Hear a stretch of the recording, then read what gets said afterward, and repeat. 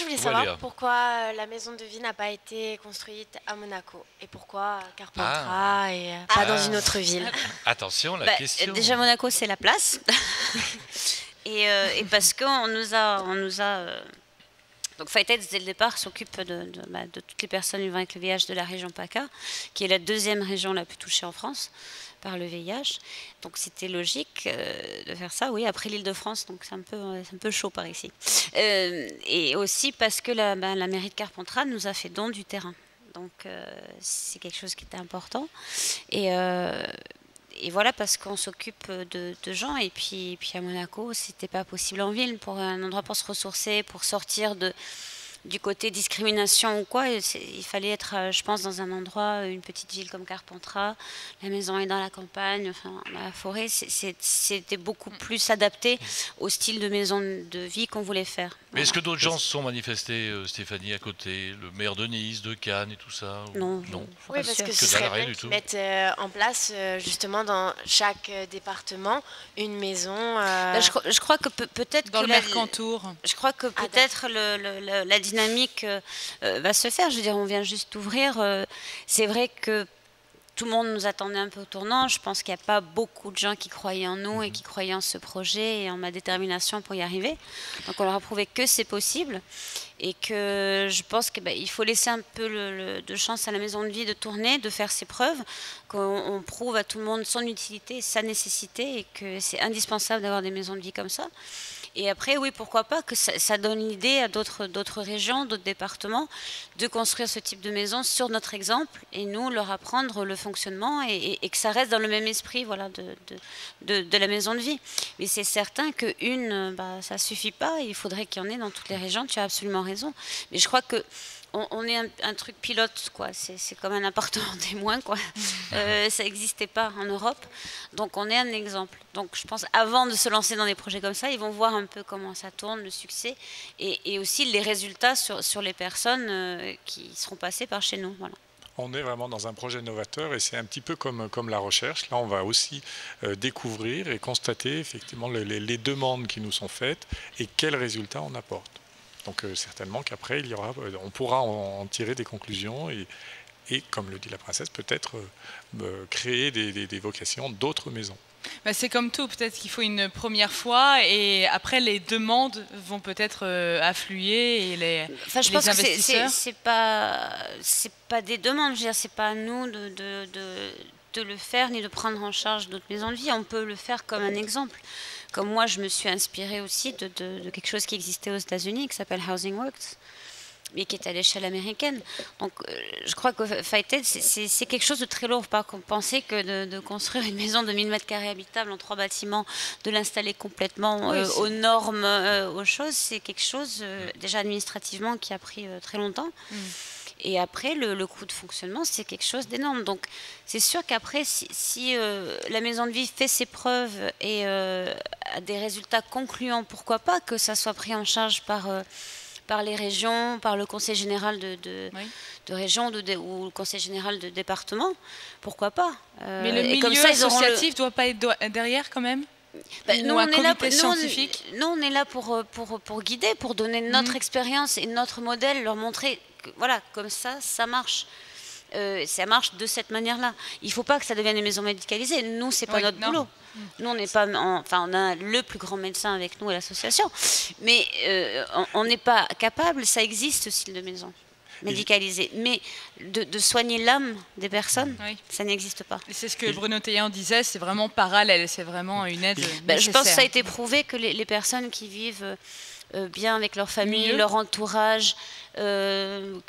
Voilà, les traitements sont beaucoup mieux supportés. Mais je crois que c'est une lourde responsabilité parce que je pense qu'on va être observé et qu'on va voir quels sont les résultats de la maison de vie. Et le but de la maison de vie, en fait, c'est de réussir à resocialiser tous ces fracassés de la vie, tous ces gens qui sont porteurs de ce virus et qui finalement, on va essayer de les aider à sortir de leur isolement. Enfin, il y aura plein de buts de la maison de vie, mais il est bien certain qu'on est observé et que pour nous, Didier disait tout à l'heure que ça lui fera plaisir si des gens reviennent, mais moi je pense que oui, mais c'est bien qu'ils reviennent, mais ça serait bien aussi qu'après la maison de vie, ils s'envolent, ils se resocialisent et qu'ils n'aient plus besoin de la maison de vie, parce qu'ils vont renaître et repartir. Après qu'ils viennent pour participer à la convivialité, au développement, et voilà, c'est comme ça qu'on forme les bénévoles. Voilà. Mais je pense que c'est quelque chose de pilote, comme l'a dit notre président de Son Altesse, mais je pense que c'est pas si simple que ça, parce qu'on parle beaucoup de pression, mais on a quand même la pression, et je pense qu'on a quand même une obligation de résultat, parce que c'est quelque chose qui est énorme, hein, la maison de vie. Oui, mais et voilà, je veux dire, nous on va faire ce qu'on peut, mais après c'est vrai que la mentalité désastreuse de la société sur la discrimination et pourquoi les gens en sont arrivés à pousser la porte de la maison de vie, nous on récupère ce qui aurait dû jamais arriver en fait. Parce que ces gens-là n'auraient jamais dû perdre leur place dans la société. Ils auraient dû avoir des mains tendues avant, ils auraient dû avoir le soutien de leur famille. Ils n'auraient pas dû se retrouver dans ces situations désastreuses financières et psychologiques. Donc peut-être que si nous on a de la réussite ou quoi, mais bon, c'est vrai que le but suprême c'est qu'on n'ait plus besoin de ces maisons de vie. Ça voudrait dire que les mentalités ont changé et que les gens sont prêts à accepter les personnes vivant avec le VIH comme n'importe quel autre. Il existe pas mal d'associations de lutte contre les discriminations raciales. Est-ce qu'il existe des associations de lutte contre les discriminations médicales, c'est-à-dire que... Fight AIDS Monaco. Oui. Voilà. Et ben voilà. Parce qu'on l'a souvent dit ici, souvent des personnes atteintes du VIH, quand elles l'annoncent à leur employeur, perdent leur emploi pour oui, mais une raison quelconque. Là, on ne peut rien faire parce que l'employeur est très malin et il est toujours dans un licenciement économique. Mais le poste est remplacé dans les 2 jours qui suivent. Donc ça, on n'a aucun recours, quoi. Les associations de lutte contre le sida sont engagées contre les discriminations. Alors à plus ou moins fort, notre présidente le fait en tant qu'ambassadrice de l'ONU-SIDA aussi, c'est une parole forte, mais les associations dénoncent ces discriminations. Léa, je crois que tu as une dernière question, Léa. Non, mais enfin. Comment ça, non? Non, tu mais m'as dit oui. C'est pas une question, mais par rapport à l'État français, qu'à Bruni Sarkozy, elle aussi fait. Enfin, j'avais vu à la télé. Ouais. Donc justement, si elle se mettait, par exemple, avec vous, elle pourrait faire construire d'autres maisons, parce que je vois. Oui, parce qu'elle a un bon copain là-bas à l'Élysée. Hein. Il pourrait peut-être influer. Ouais. Si des personnes comme ça s'impliquent au niveau des gouvernements, c'est sûr. Mais bon, d'un autre côté, ça fait 2-3 ans que les budgets des associations qui ont des subventions gouvernementales en France, on voit leur budget réduit de 20% à peu près chaque année. Ouais. Donc, d'un autre côté, il y a une incohérence. Donc, ça ne devrait pas se passer parce qu'il y a de plus en plus de gens à s'occuper, des nouvelles contaminations, des gens qui poussent les portes des associations parce que justement, ils n'ont pas les aides ni le soutien dans le milieu médical normal. Donc voilà, ça, il faut avoir une cohérence, pas limiter les budgets, puis après faire tout vers l'Afrique ou vers l'étranger. Il faut aussi s'occuper des personnes malades dans son propre pays et autour de soi, je crois. Ce que l'on peut espérer par rapport à la question, par rapport à la maison de vie, c'est que là, il y avait un créneau, il y avait un manque sur ce créneau-là.